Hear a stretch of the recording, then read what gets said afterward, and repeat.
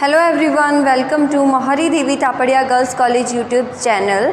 So today in this video lecture we are going to discuss about determiners.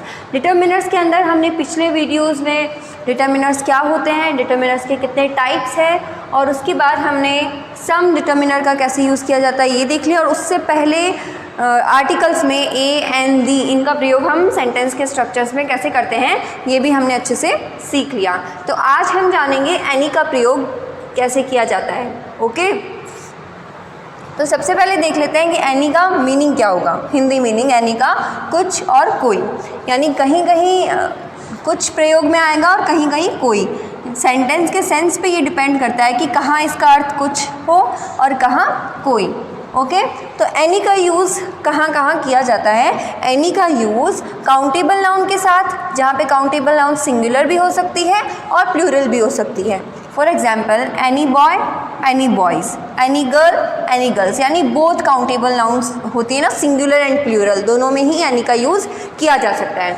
Okay, फिर है uncountable noun के साथ भी any का यूज़ कर सकते हैं, जिसमें any money, any water, any advice, ये इसके एग्जाम्पल हो गए। ठीक है, अब हमें पता चल गया कि काउंटेबल और अनकाउंटेबल नाउन दोनों के साथ हम एनी का प्रयोग कर सकते हैं।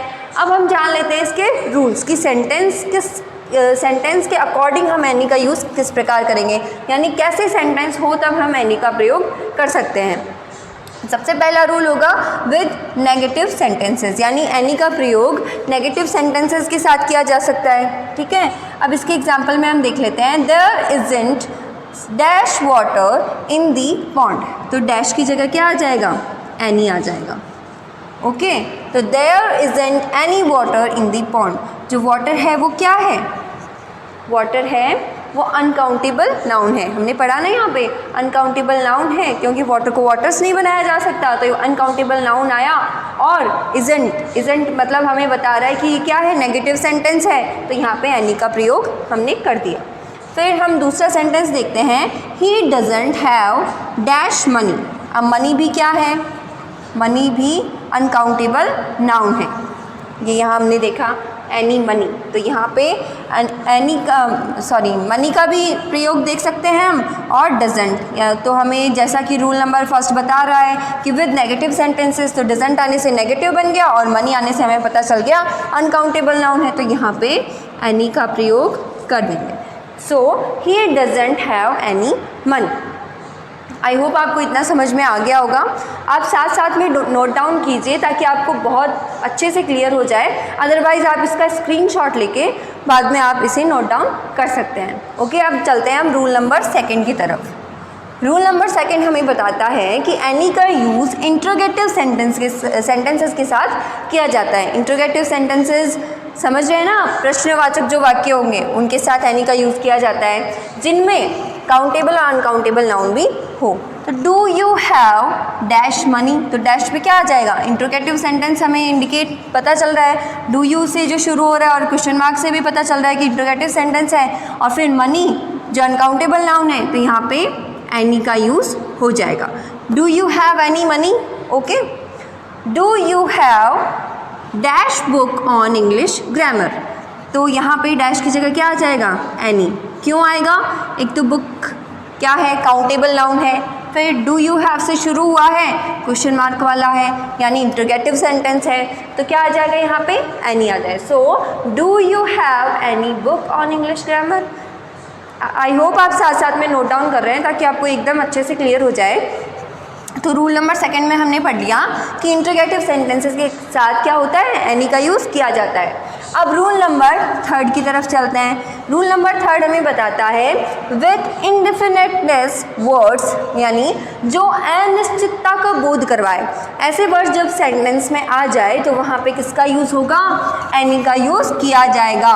तो इंडेफिनिटिवनेस वाले वर्ड्स कौन कौन से हैं, barely, seldom, hardly, scarcely, rarely, whether, ये सारे वर्ड्स जो हैं आप भी इनको लिख लीजिएगा, ताकि मोस्टली ये वाले वर्ड्स ही हमें सेंटेंस में बता देते हैं कि हमें किसका यूज़ करना है, एनी का यूज़ करना है। तो रूल नंबर थर्ड में हमने पढ़ा है कि विद इंडेफिनिटनेस वर्ड के साथ क्या करते हैं, एनी का यूज़ करते हैं। तो साथ साथ में आप नोट डाउन कर लीजिए ताकि आपको ये साथ साथ में ही ध्यान में रहे, याद हो जाए अच्छे से।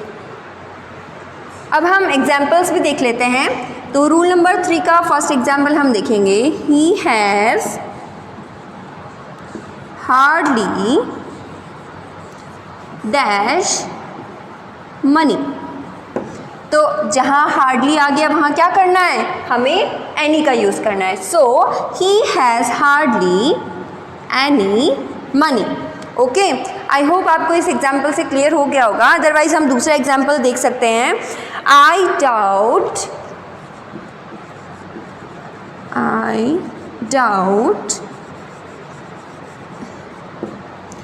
whether he has